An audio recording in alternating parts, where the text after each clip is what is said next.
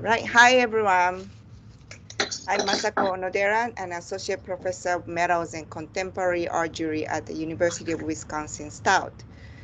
Thank you all for joining our tonight's speaker series from School of Art and Design. Let me introduce tonight's guest speaker, Caitlin Skelcey.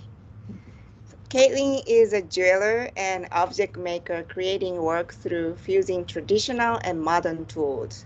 She lives in Buffalo, New York, where she is an assistant professor at State University of New York, Buffalo State College, teaching 2D, 3D digital foundations and the coordinator for the Buffalo State Interdisciplinary Digital Fabrication Lab, the Tech Hub.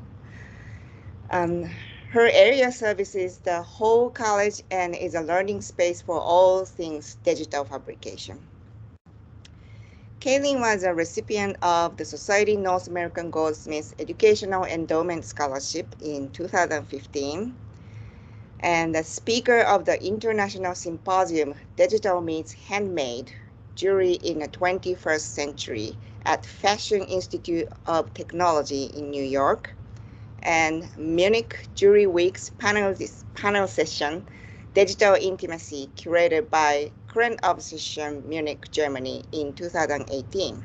For people who is not familiar with the contemporary art jewelry field, Current Obsession is a contemporary art jewelry magazine and platform based in the Netherlands. Her work is exhibited nationally and internationally, such as Body Control at the Museum Arnhem, Netherlands, and Metalsmith Trends in 3D printed jewelry at the gallery at Ranston Ross, New York, and an Uneasy Beauty Discomfort in Contemporary Adornment at Fuller Craft Museum in Brockton, Massachusetts. She earned her MFA in metals at University of Illinois Urbana-Champaign and BFAs in both metals and jewelry design and painting from Kendall College of Art and Design. And thank you for being with us, Caitlin. So the mic is on you. Yeah. Thank you, Masako. You make me sound very impressive. All right. So let's get into it here. So I'm just going to share my screen here, and let's start this thing here. Okay, so again, hello everyone. Thank you, to Masako and the committee for having me here, even though it is digital or virtual. I'm still happy to be here with you all today. So I come from a background that it's a really unique mix between traditional craft and jewelry and digital fabrication. And so I would describe myself as a jewelry artist that explores the subversions of artificial and natural. So in my practice, 3D modeling, printing, 3D pens fuse with traditional metalsmithing practices. And jewelry has been my chosen medium to question identity and the limits on physicality. I'll expand on this in a little bit, but I'm really interested in the idea of the metaphorical cyborg where lines blur between body and technology and hand and machine. But I have to kind of go back a little bit. Prior to ever picking up a 3D pen, the printer and my kind of traditional jewelry skills came first. When I was at Kendall College of Art and Design, while pursuing my metals and jewelry degree and a painting degree simultaneously, I had this interesting project where I was tasked with designing a series of these breast cancer awareness ribbons. And I go back to this because you know, because I see it as a defining, unique time where it marked the beginning of me defining and creating my own form language through 3D modeling, while simultaneously I was also developing the hand skills of a jeweler and metalsmith. So these are brooches that are meant to be worn, and they like they're designed to represent like the stages of like, you know, acceptance of, you know, a diagnosis. In developing my early, you know, thesis work, my form language, in developing this form language, I also began to reflect on the idea of objects of desire and how jewelry has the power to kind of be a cultural mirror. I thought about how, as a culture, we become enamored with these beautiful and alluring objects. So like an iPhone, a Tiffany diamond engagement ring, a new Camaro, right? Or flesh itself, while simultaneously we produce so much waste. And when I began to design and create objects, I wanted them to have that potential to criticize a culture enamored by all of the shiny objects that we love, possess, care for, you know, what we crave, and how these objects could be, you know, reminders of our tendencies and behaviors. And, you know, they also can become, you know, they're meant for the body. They become activated, you know, by a wearer. So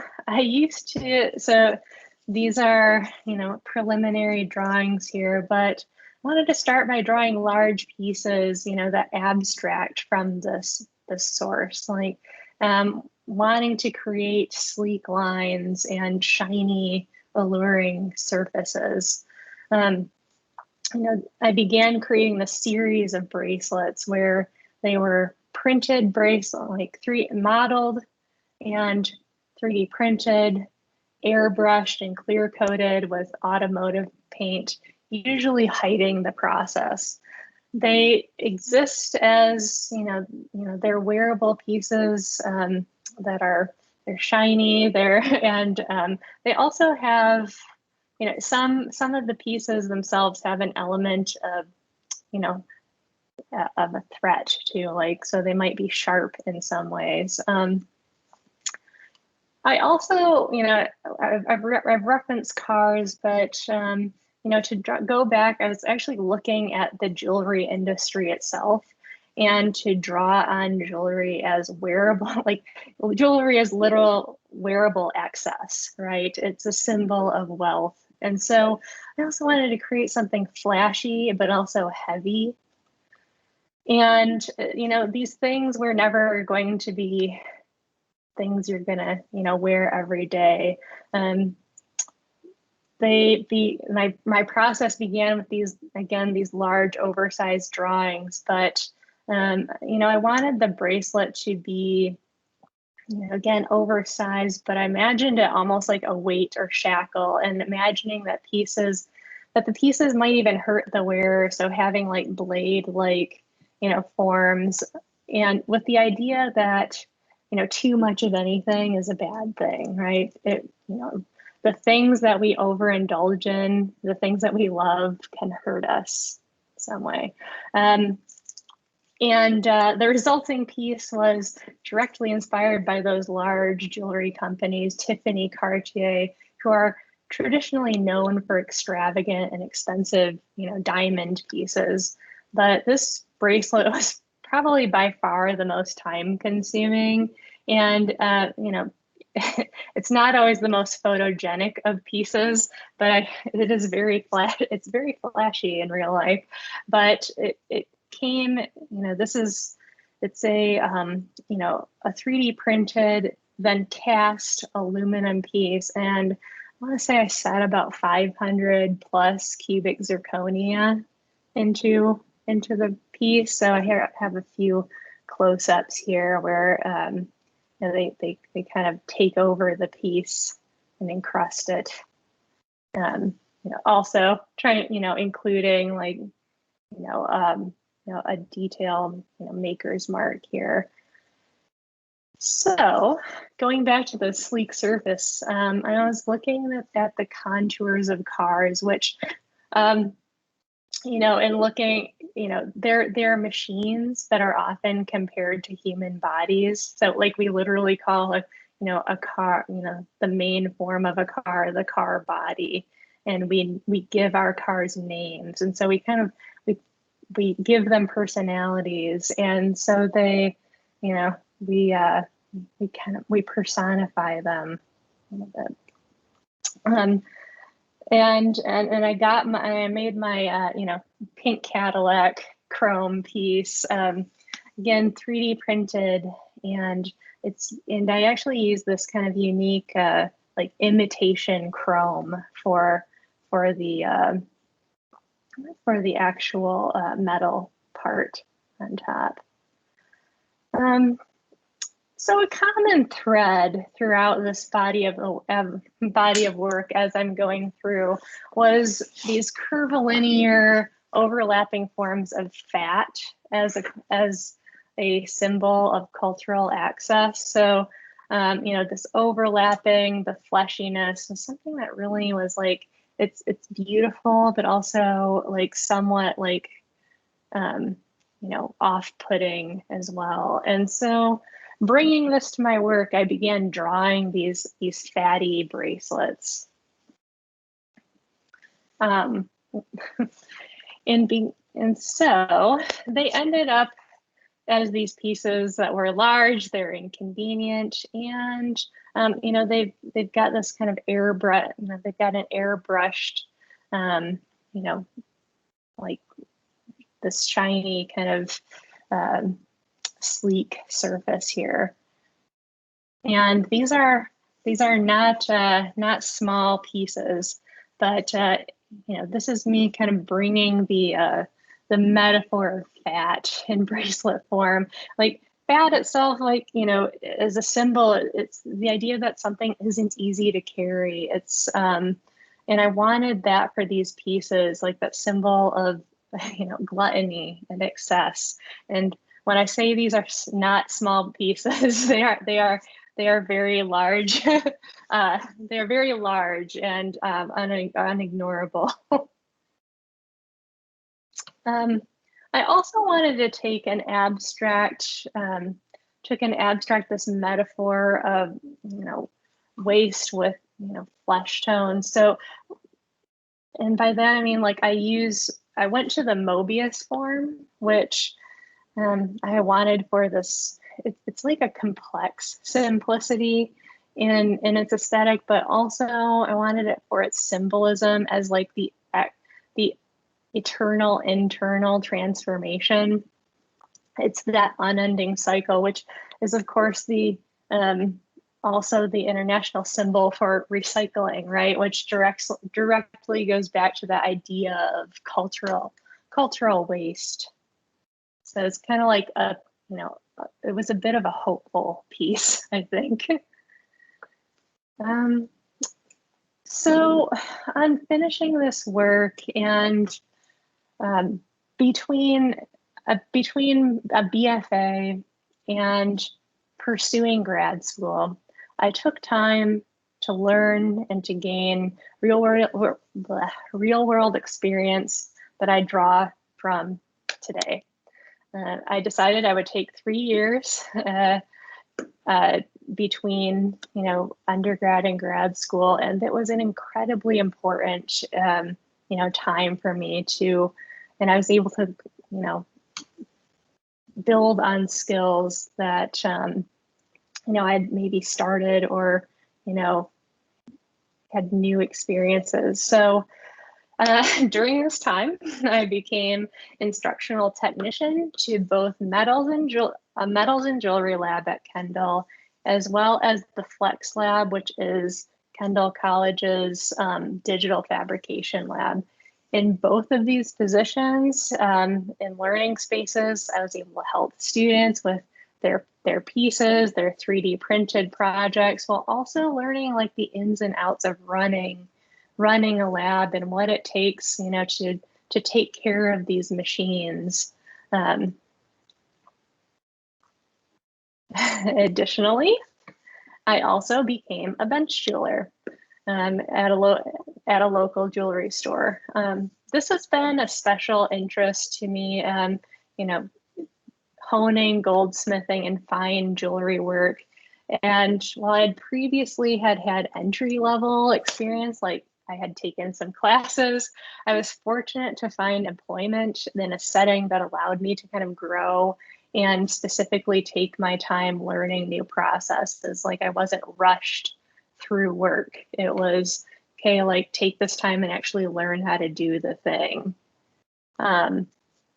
And so in the space, I was able to build on traditional processes like stone setting and repair, but at the same time, I use modern tools like laser welding for, it was an interesting, and it was definitely an interesting, surreal experience because if you like, you know, 3 minutes ago, I had just gone from critiquing objects of excess to repairing them. Whether I was sorting silver scrap or diamonds at the shop, it was a place of constant hands-on learning. And it helped me to develop that vital skill set. It's something that I still use today. And the experience enabled me to develop a trade that I began to create custom engagement jewelry and found satisfaction in custom commission work. And it's something that I actively still practice, and I find a lot of joy in this kind of work, and it's important work, where my large kind of sculptural work that we were just looking at satisfies my own kind of conceptual curiosity.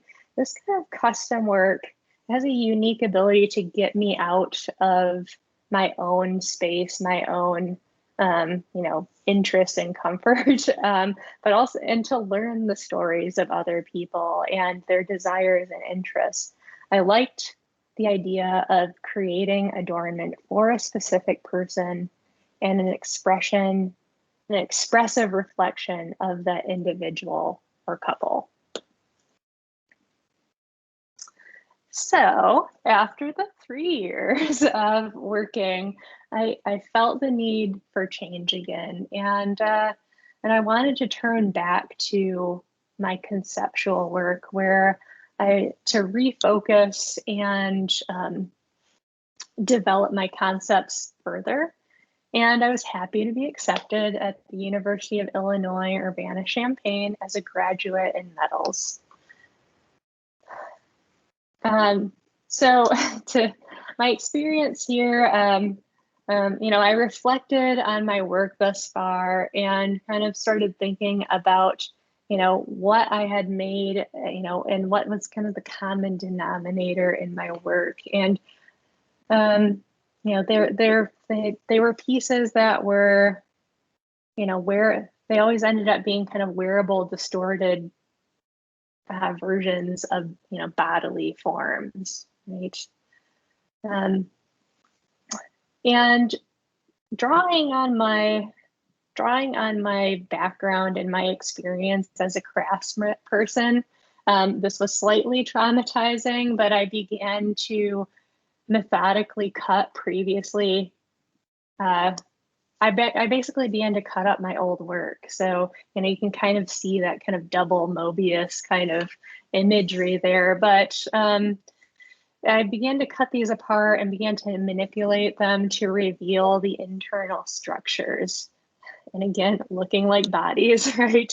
But it wasn't necessarily to just reveal a process, but I think it was something to it was a satisfying a voyeuristic kind of tendency. And the brooch is this. So this brooch and its related segments here it's a piece of transition from a small set of brooches that was all cut from one larger 3D printed piece. And the original piece was painted with automotive paint and clear coated. And then, yeah, again, like it was, cutting it apart, right? It was, like I said, it was slightly traumatic to have to tear apart the things that I had once regarded as being precious. And so, I mean, grad school is about getting out of your comfort zone, right? So it was slightly, but once I got over that trauma, I began to think more about their reassembly, so cutting them up, reassembling them, and beginning to play a little bit more. Where before I was like, okay, I'm going to make a drawing and this is what it's going to look like. Where now it's kind of like, oh, like these things kind of can relate to each other or talk to each other. I was also interested in like, not only putting them back together, but just like, fragmentation and just leaving them as is. I was also, another part of this kind of disassembly, reassembly was, also reflecting on my own process and why I'm kind of using the things that I use to create this. So like creating objects that would rather, not necessarily hide the process, but reveal it. And so like, for example, in this particular piece, it's, make that a little brighter here. So for this particular piece, like we see like stair stepping, which is, this kind of stepping that you see in a 3D print. So printing the pieces, painting them, sanding it, painting again, and just kind of like acknowledging what's there. And I would also begin to start playing with using, precious metals with these pieces as well. So a piece, again, kind of showing that the print almost looks like a wood grain in this particular piece. Pairing it with traditional materials like an African blackwood top and a cast sterling silver, connector in the middle. This would be like a larger kind of necklace. And so for me, these pieces represented a shift in my work. In cutting apart that work, it was an exercise that I used to challenge myself. And again, like kind of dispel that concept of that precious, pristine, painted surface that, is so tactile and, interesting. So these pieces kind of go, again with the, these are like a series of torque style necklaces. So they almost, they're kind of these big rigid forms that can twist and open and go around the neck.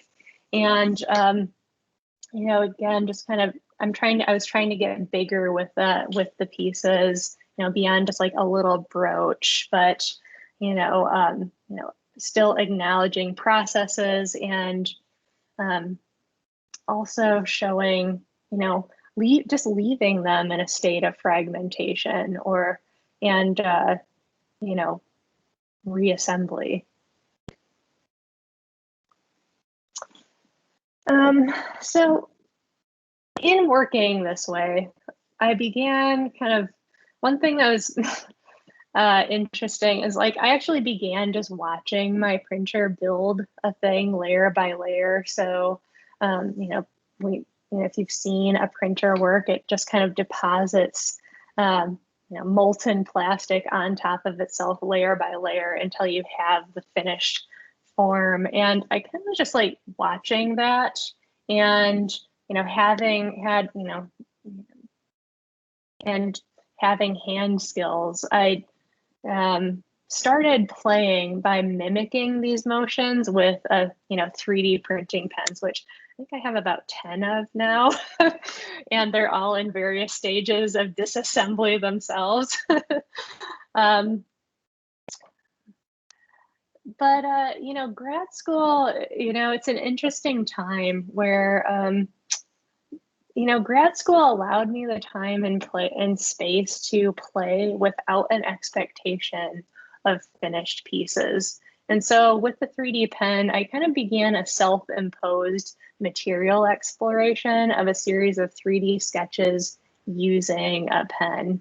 Like I might, in some of these, I might, draw, I say draw, but like kind of, for lack of a better word, but draw over pieces or create my own, or in some spaces, in some places, you can actually see like kind of the striations, like where I was kind of like mimicking with my hand the motion of a printer.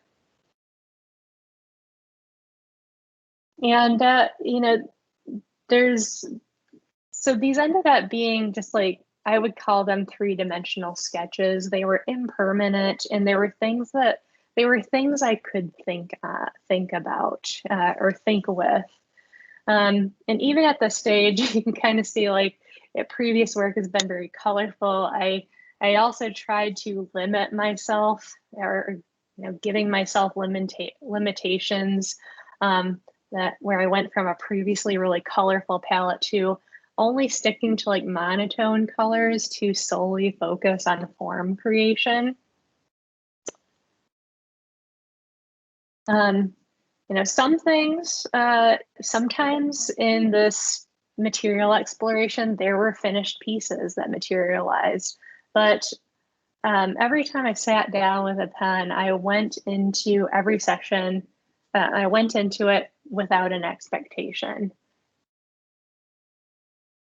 So this is like kind of like layering on top of itself, while kind of like, letting the pen kind of slack a little bit and just layering it. I would also, and again, sometimes finished pieces would happen where I would also integrate, already printed pieces, and then, can't help myself. Sometimes I did a little bit of painting. But these were, while they were, like I said, there were some finished pieces, but I created hundreds of these samples. And here you can kind of see, the transition that was happening from, colorful segments that, evolved into more and more bodily, well, more and more bodily forms.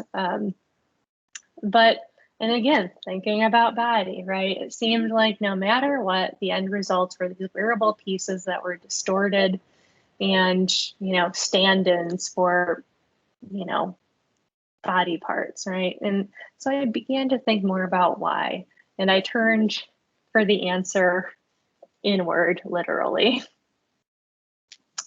Feeding my voyeuristic habit, what it always comes back, this always comes back to the body, right? So I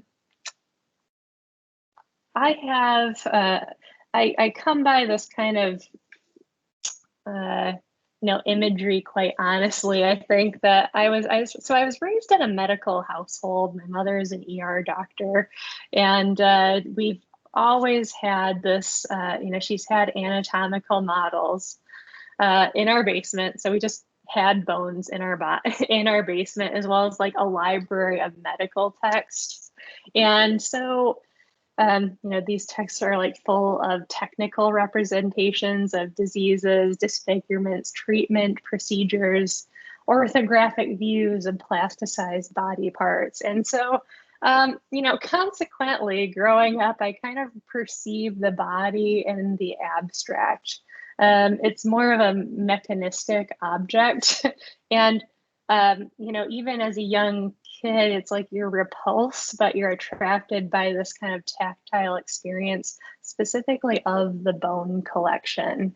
And this was her bone collection from when she was a medical student, and now it has been given to me. And they've become the objects that I think of, I think with. As an aside, this little jaw part here is probably one of my favorite objects ever. Like, it has like little threads that like represent nerves, and it opens, as you see in my previous slide. And you can tell that somebody took a jeweler's saw and, you know, created the mechanisms. And, you know, I could go on about it, but I won't.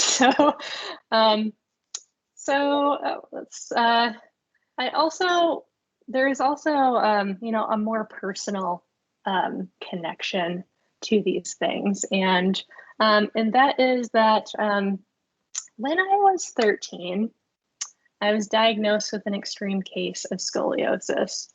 And while it's a fairly common affliction, the extremity of the curvature contorted and shortened my upper body. And it was slowly compressing my internal organs. And it would impede their ability to function normally. So finally, when my lungs weren't able to properly inflate, it was obviously time for surgery. I was having difficulty breathing because of this, and I was likely just to grow more. So just gonna not do the brace, and we're just gonna go straight to surgery.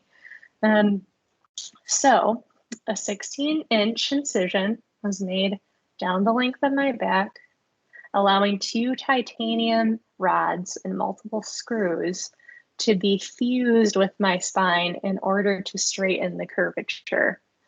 Additionally, a 4-inch incision was made at my hip, and a segment of bone was shaved away from my pelvis, ground, and mixed with a bioadhesive to fuse the rods to the vertebra. So for years after, the adhesive would promote bone growth over the implants, and the procedure took about 6 hours, and I grew 4 inches from the elongation. And consequently, I'm now blessed with perpetually excellent posture. So from this, it's this kind of unsettling discomfort that kind of interests me. When, drawing from my own experience, the titanium rods and the visuals of bone growing over them, it's like it's a literal kind of blur between, body and machine and tools and technology, functioning as an extension of the body. And, I'm interested in these feelings, that I have of kind of like, attraction and kind of like slightly uncomfortableness when confronted with, the graphic imagery of anatomy, or, the mixed, uncertain emotions of different bodies, i.e. deformities, amputees, prosthetic. It's the feeling of something or being other that's simultaneously foreign and familiar. And in the case of prosthetics, between body, technology, object, and subject. So, in making and research for these pieces in my work, a constant influence for me has been the concept of a cyborg. And I want to clarify that I do not mean these. When considering cyborg, identities, it's easy to make that initial jump to images of fantasy and the overused, vilified trope. Pop culture is ubiquitous with image of, Arnold Schwarzenegger. We've got, RoboCop or the Borg in Star Trek. In these scenarios, these are kind of augmented superhumans, or often hypermasculine. They're characters that enforce fantasies of threatening militarized machines and human hybrids with some remnant of little empathic humanity, right? They're fantasized representations of cultural fears, and it's also, you know, the cultural fears and fascinations with technology. But there are more less subtle ways in which the concept of the cyborg kind of manifests itself. So the idea itself was proposed in 1985 by Donna Haraway, who wrote this ironic kind of philosophic work, A Cyborg Manifesto, on feminist theory and technology, where she kind of redefines the concept of the cyborg as a complex hybrid between machine and organism that may, quote, suggest a way out of the maze of dualisms in which we have explained our bodies and our tools to ourselves.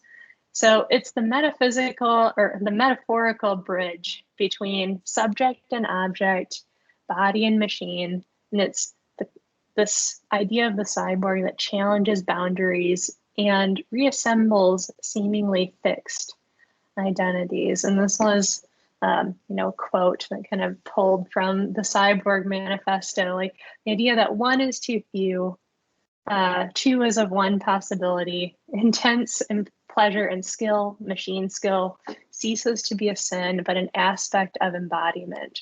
The machine is not an it to be animated, worshipped, and dominated. The machine is us, our processes, and an aspect of our embodiment. We can be responsible for machines. They do not dominate or threaten us. We are responsible for boundaries. We are they. So in thinking about this, I'm very drawn to the idea of this cyborg, and also the idea of jewelry prosthetic, right? In my research and looking at culture, an example of one challenging these expectations that I was very inspired by is Latvian-born English model and performer Victoria Modesta. So following an amputation of her left leg, she became the first amputee pop star. Well, the average prosthetic is something that's like fleshy, injection molded, plastic, usually stainless hardware.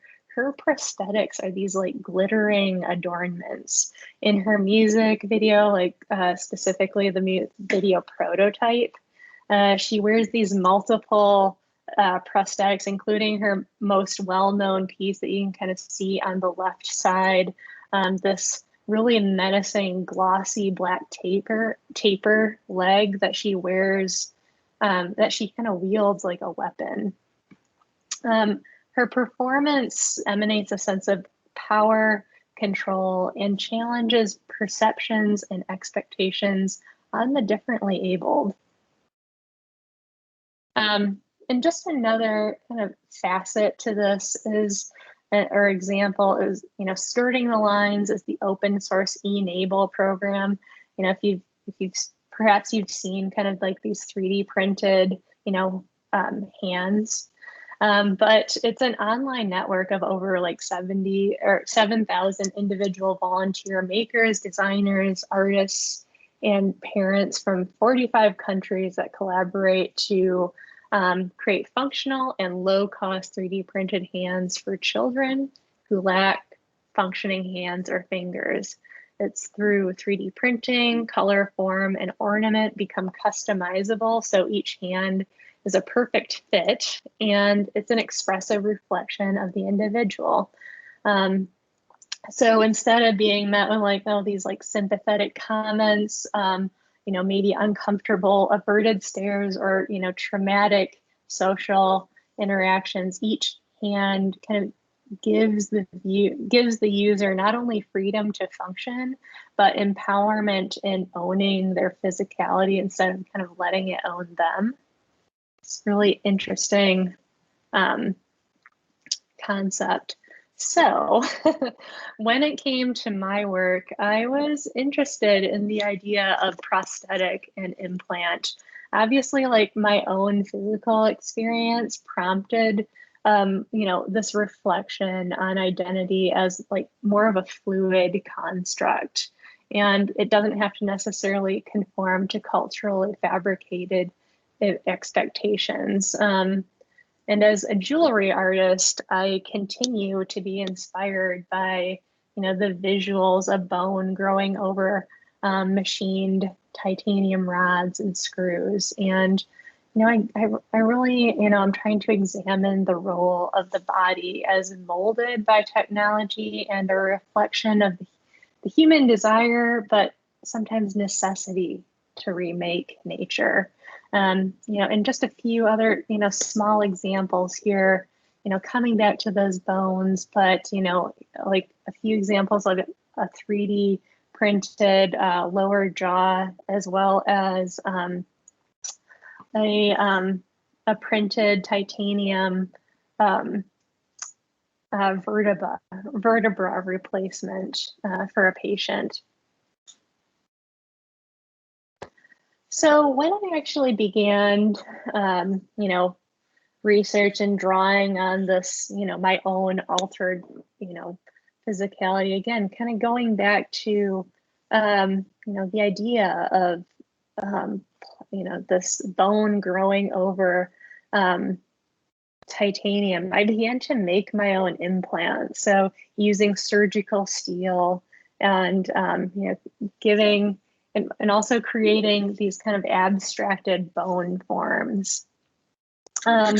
These pieces, they're composed of 3D printed components or cores, as well as multi-layered striations from a 3D pen at a jeweler's bench. And I think I'm gonna have to get it playing here. So the 3D pen, it's a really interesting tool. And I think that it has a bit of a novelty aspect to it, very much like a toy, but it's also an integration of the tech of the printer in your hand. This was like a lot of trial and error, and with this, but when I began looking to, but I wanted to become, getting a more nuanced aesthetic. It's not, the pen isn't just like drawing through the air, if you've ever seen one. So I began to create pieces that were wearable, extruded, wearable pieces that they were extruded, modified, sawed, filed, and they resulted in like kind of this tactile confusion, curiosity, and confliction.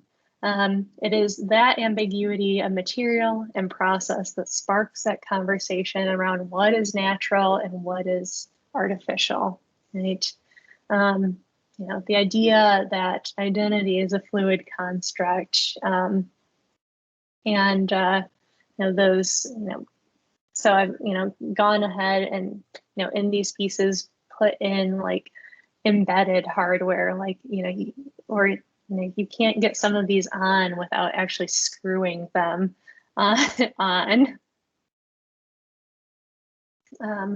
Just a few more views here, like showing kind of like how these forms are like, the idea of like the bone kind of forms, or the plastic in this case, kind of extruded over the hardware. Just a few more here. Some are more simplistic than others, but still like large wearable pieces. Like you're not going to forget that you're wearing this piece. And I think about prosthetics as being analogous to jewelry. They're a custom adornment. There's not a one size fits all. To go back to the idea of making custom work, but through 3D printing, 3D pens, and these traditional practices. It's like I wanted to create something that was disruptive for a viewer and wearer, and creating these surreal pieces that could walk down into the uncanny valley and blur those lines between, anatomy and machine.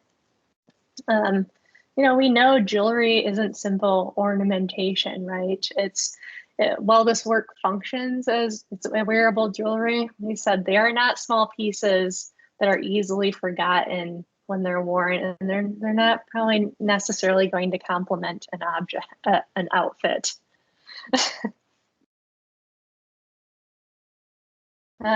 Both jewelry and prosthetic have the, I like the crossover where jewelry and prosthetic have the potential to function as wearable objects of power, healing, and expressive extensions of the self. And here's just like kind of a reverse side. This actually twists open at that joint in the back. And you can kind of see, like I was kind of embedding the hardware, and some of these pieces depend on that hardware to be structural, to be functional.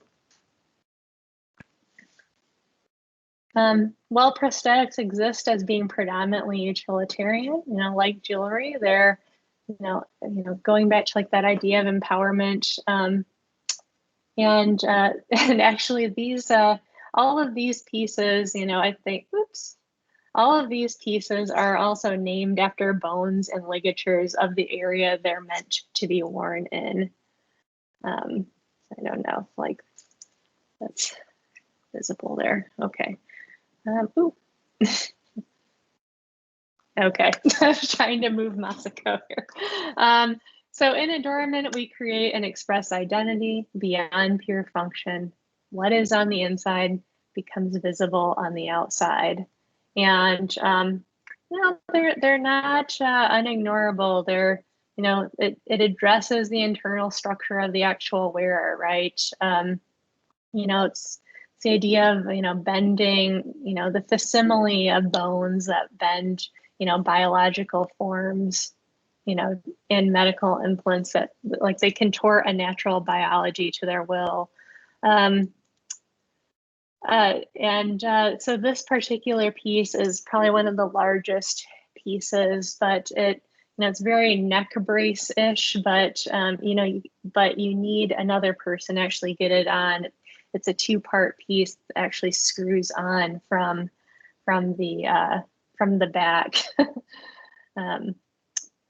And so there, again, this, so as new bodies and technology assimilate into our culture, our everyday and anatomical reality and our near future becomes increasingly science fiction. We're learning that more and more identity, like the body, isn't static, right? 3D printed bones, implants, prosthetics, they reshape and they challenge perceptions of bodily norm, calling on, reflection for how we kind of perceive ourselves and others. So with this body of work, it was, another question was like how to display it. And I wanted to create an immersive space for these to exist. So of course I had to put them against a very bodily color. And so I created these kind of stainless displays to give it a more clinical feel. And, generally, like, this work has kind of been, it's like been a catalyst for empathy. Like I always get people's medical stories now, every time I see it, or talk to someone, and, in the act of, making,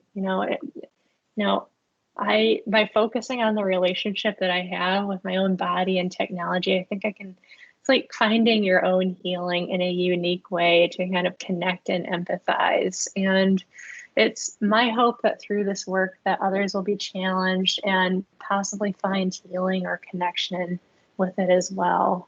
So I wanted to set the scene here. people were able to walk around them, to interact with them. They're, kind of extended out of pedestals, and viewers were able to like kind of walk around and observe. And this actually created like a really interesting, aspect to this installation, because people began to interact in a very unique way where they took the pieces, they began to just take selfies in front of these. And so it's like these body pieces that are literally like projected onto bodies. And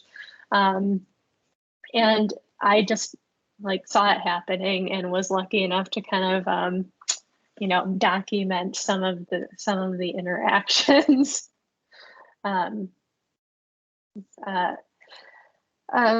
So as I kind of developed smaller variations on this work, I always end up, as I said, I always end up, anytime that these are kind of displayed, I always get like, everybody loves a good ER story, right?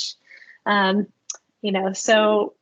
I found a lot of, I've had a lot of interesting conversations with these pieces, but, overall, it's like the underlying, act of hacking our biology, to create a more functional self or a more whole self, and one that's not necessarily defined by trauma or genetic chance, and, owning your physicality instead of it owning them.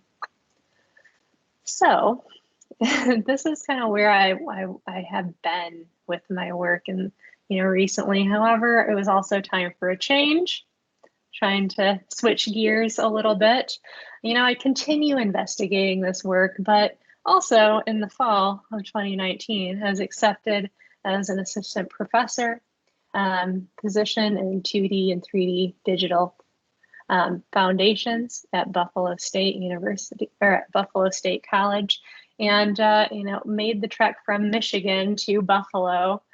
And of course, I had to take an obligatory Maid of the Mist Niagara Falls tour. So in addition to digital foundations, I'm also as Masako mentioned, I'm the coordinator of Buff State's interdisciplinary lab and digital fabrication lab, the Tech Hub, and it's been my new major project. It's 3D, it's a learning space that's 3D printing, scanning, rendering, CNC milling, but also it's my classroom. It's a very active learning space. We're always up to something, but over the last few years, I've been working to help expand the space to kind of meet our, the demand for the students, and also the rest of the college as well. And see if you can spot my lab assistant there, who is helping me to unbox a printer. But yeah, it's a learning space like that, you can go from like working on your computer to laser cutting a thing and, putting it together in the same space. In teaching, I try to introduce this digital fabrication in all my foundation classes, because I find like, it's all about like early exposure here. So learning like laser cutting at an early in the college, in a student's college experience, it makes it less scary, right? It makes digital fabrication a little more accessible. And just a few little student examples here, but we also create, this is like an example where we actually create like a maker's mark, and they can kind of like mark whatever they want, whether it be like fibers or clay. So they have to like model it, and then we 3D print it. And then of course we have to document using it, right?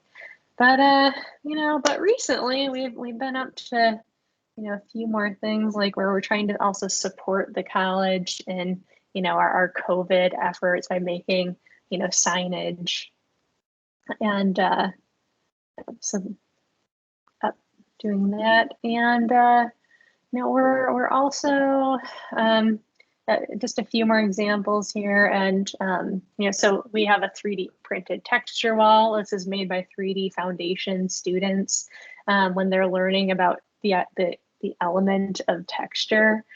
They use Rhino to explore the element, and we 3D print it, and we kind of like add it to our texture wall. And I love it because it grows every semester.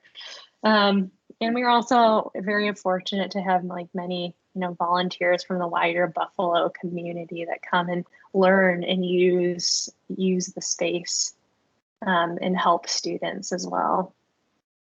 I'm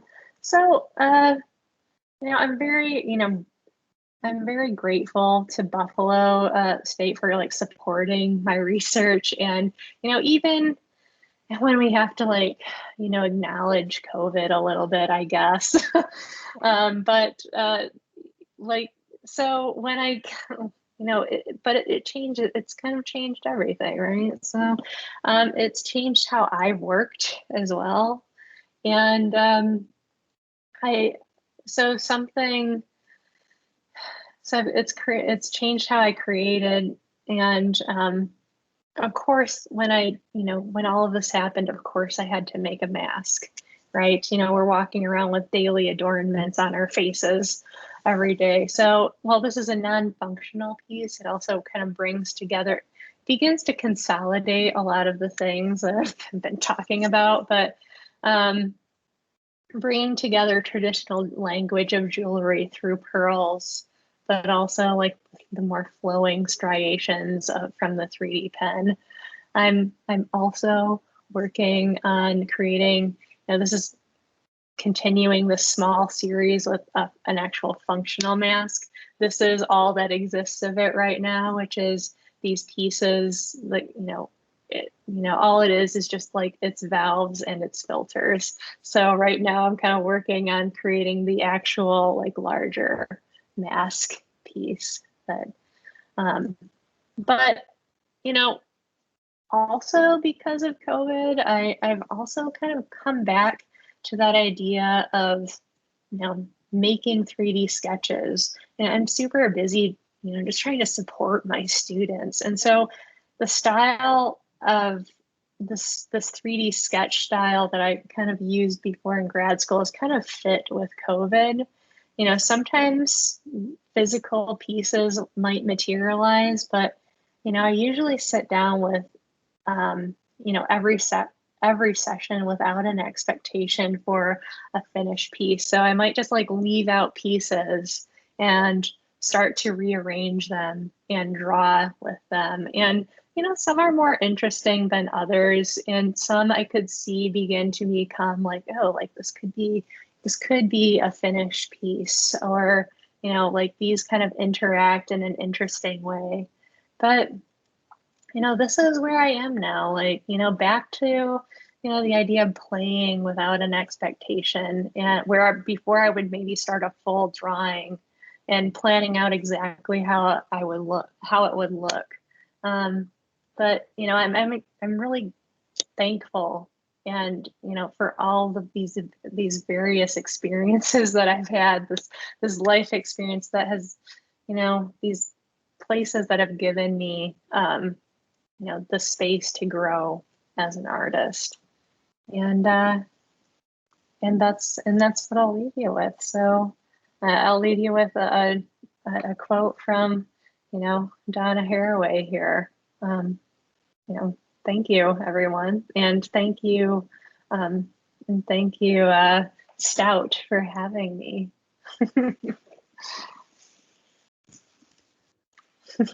All right, thanks. Now we did, this is Michael coming in, chair of the Special Events and Speakers Committee. Caitlin, we've taken a ton of your time this week. I'm sorry. And,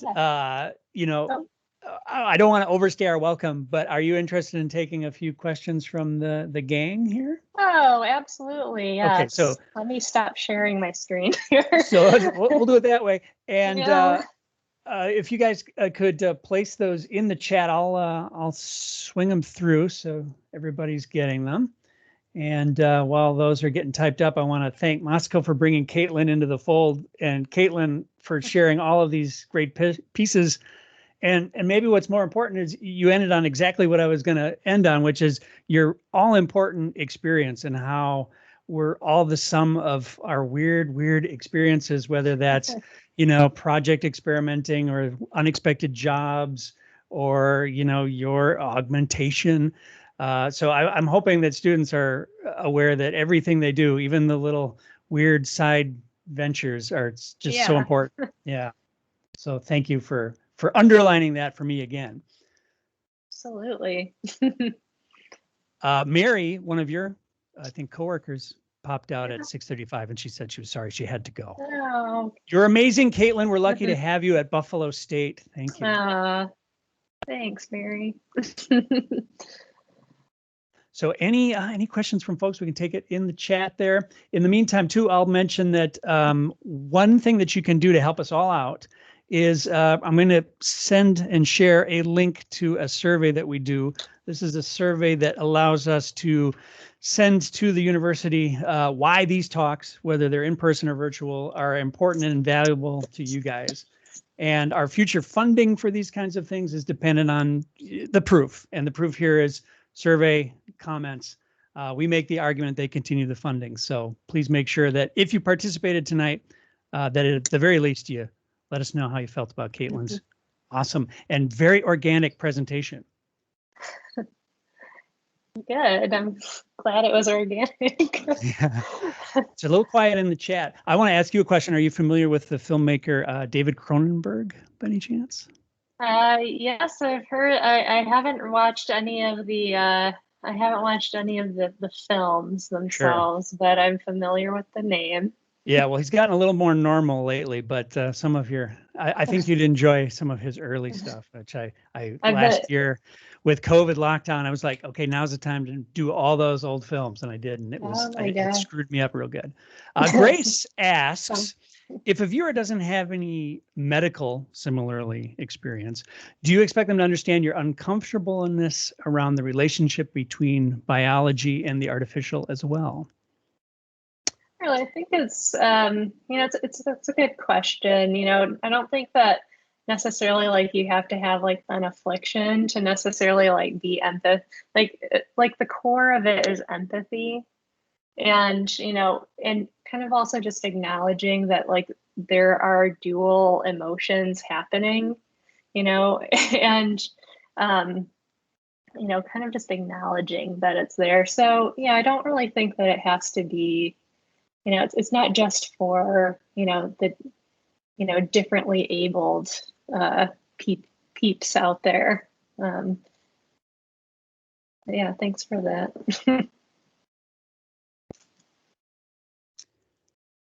I'll ask another one while we're waiting. Sure. How big a part of the work is the photography of the work? Because I noticed that you were the model on it and had some black eye items as well. Sorry, my light just turned. If I don't move in my office, my light turns off. No, photography is a big thing. I mean, a lot of the time these things do kind of like they're either like maybe in like exhibits or something, and they're not just like worn on a body or, most of the time. But I think that like showing it at the very least on a body, and as far as like the, kind of like the, the blacked out kind of photography, I wanted something, it's like I wanted to be like a little dramatic, right? We wanted to have a little drama, but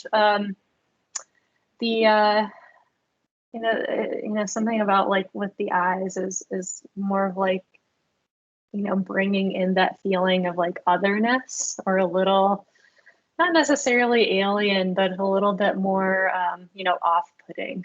And so to kind of bring that concept home, not only, with, the photo kind of supports the jewelry and kind of plays on it a little bit more. I'm going to duck down to Kirsten. Would you mind discussing more of your student exploration and collaboration with texture and 3D printing? Are there any fun stories about putting together the tech hub? Because Kirsten is in the same boat this semester? Oh, well, how much time do you have? Well, it's something that it's a push at Buff State to really like and in specifically art and design to like integrate this stuff early and often. And so doing it at the foundations level, has been really important because, like I said, they kind of get like you kind of, like, oh gosh, like 3D modeling, it's hard. And there's kind of a wall there. And so when I'm first like kind of like, I kind of use Rhino as a tool for them. Like we do very, very basic shapes. And, it's kind of just like learning to repeat these things on a tile, and so, they all of them have to come up with like 3 of them each, and then we like end up printing one. But they're learning about their design elements and principles through a different tool than maybe what they would be used to. Now I could talk about it all day, but we email me. Yeah, we're going to hook you and Kirsten up. I think we have to. Grace had another one. Does your previous painting experience relate to the practice anymore, or is it separate because it's so dimensional? It is something that I always kind of come back to, like painting. I used to just do I didn't even get into the painting tonight, but like I've done a lot of airbrush. You see, like I do a lot of airbrushing, a lot of the automotive paint. It is something that like I still very much enjoy and on occasion come back to. Like you can even see like in my most recent sketches, like there's like still those fragmented pieces that were painted. And they usually like I'll do something else and then I'll kind of come back to things and kind of pick things up again. So haven't done some painting in a while, but maybe it's high time to pick it up again. But it's fun to do. It sounds like the cue for the next question, which is Jessica's excited to see your future work and wants to know what you're working on. Well, I mean, I kind of covered it a little bit. I mean, I'm working on the masks, and right now it's really it's COVID. It's hard, and I'm also teaching 4 classes this semester, which is like, and they're all different classes, so it's a lot. And the current form of my work is just like those 3-dimensional sketches. Like maybe they're nothing, maybe they're something, but they're just the things that I think with right now. And so I'm excited to see what I'm going to, I'm looking forward to what I'm going to come up with too. But I mean, it's just, my current, process right now. And it's the thing that's kind of like, getting me through teaching, getting me through, it's still keeping a practice alive and, and well. She says, I think they're definitely something, all the 3D pieces. Steve says, hello, Caitlin. My question relates to your interest in the future of cybernetics. In my opinion, an important quality of jewelry is its existence as an external object that becomes temporarily connected to the body. Imagining a future of advanced biocybernetics, how does jewelry exist when the line between body and external objects is blurred? Well, I mean, to kind of go back to, what I was kind of talking about with like adornment, like, and the idea of tools, like a tool is literally just like any extension, like a tool is an extension of your body, like a pen is, like an extension. And so like, biocybernetics, like, yeah, sure, some of these things, like they're getting crazy smart, and, I'm like really into that stuff, but like it's, I think it becomes even more nuanced, like when, like when we begin to just, especially when it will become normalized someday, like, our phone is a tool, like, we have, the whole of human knowledge in our pocket, and that's normal. I know. So, I'm interested in that. And, I think that they're just going to become more and more, I think, normalized. I'm not sure if that like completely, maybe that answers the question. That's a tough one. Yeah. Maybe we'll take one more if anybody's got one. Yeah.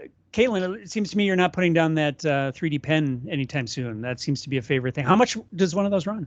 Well, you can find like a decent, usually you can find one for about 70 to $100. There's like kind of like the very popular ones where they show like these, stupid commercials where they're like, oh, you're just drawing in the air, but it's literally just like exactly what a 3D, it's a fancy hot glue gun. Yeah, it is. Like, exactly. With some color choices. Yeah. More color choices. And, because, a 3D printer is just a robot controlled hot glue gun. So like, it's kind of, it's kind of toyish. And so it's kind of interesting to kind of try to create a more, conceptual body with these things. Right. Yeah, I mean, I have like probably about 10 of them, and they're all, they kind of burn out, and then I'll just like take them apart and put them back together. And, they're kind of fragmented themselves these days. That's right. That's awesome. Well, you should get an endorsement from the company with as many as you're going through. All right. I think that puts us at 15 minutes. So, Moscow, if you want to say any final parting remarks, I'm going to shut up. Oh, I didn't expect. Okay, well, thank you so much, Caitlin. And then I'm sure all the students and guests, even faculties, were inspired by your work. Yeah, thank you so much, Caitlin. Thank you. Thank you, everyone. Thanks for stopping in. Have a good night, everyone. Thank you. Bye. Bye.